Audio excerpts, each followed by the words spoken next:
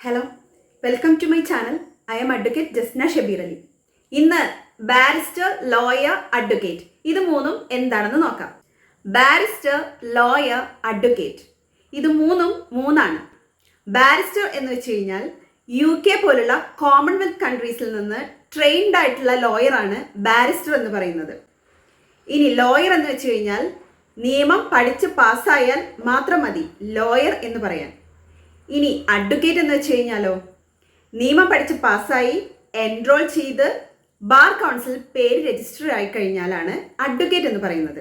ഇവിടെ എല്ലാ അഡ്വക്കേറ്റ്സും ലോയറാണ്, എന്നാൽ എല്ലാ ലോയേഴ്സും അഡ്വക്കേറ്റ് അല്ല. അഡ്വക്കേറ്റിനാണ് ഒരു കക്ഷിക്ക് വേണ്ടി കോടതിയിൽ റെപ്രസെന്റ് ചെയ്യാനും ആ കക്ഷിക്ക് വേണ്ടി വാദിക്കാനും പറ്റുന്നത്. അപ്പോൾ ലോയറെയാണോ അഡ്വക്കേറ്റിനെയാണോ നമ്മൾ വക്കീൽ എന്ന് വിളിക്കുന്നത്? ഇവിടെ നിയമം പഠിച്ച് പാസ്സായ ഒരു ലോയറിനെയും അതുപോലെ നിയമം പഠിച്ച് പാസ്സായി എൻറോൾ ചെയ്ത് ബാർ കൗൺസിൽ പേരുള്ള ഒരു കക്ഷിക്ക് വേണ്ടി റെപ്രസെന്റ് ചെയ്യാൻ കഴിയുന്ന അഡ്വക്കേറ്റിനെയും നമുക്ക് വക്കീലെന്ന് വിളിക്കാം. അപ്പോൾ ഈ വീഡിയോ ഇഷ്ടമായെങ്കിൽ ലൈക്ക് ചെയ്യുക. അപ്പോൾ അടുത്തൊരു സബ്ജക്റ്റുമായി അടുത്ത വീഡിയോയിൽ കാണാം. Thanks for watching.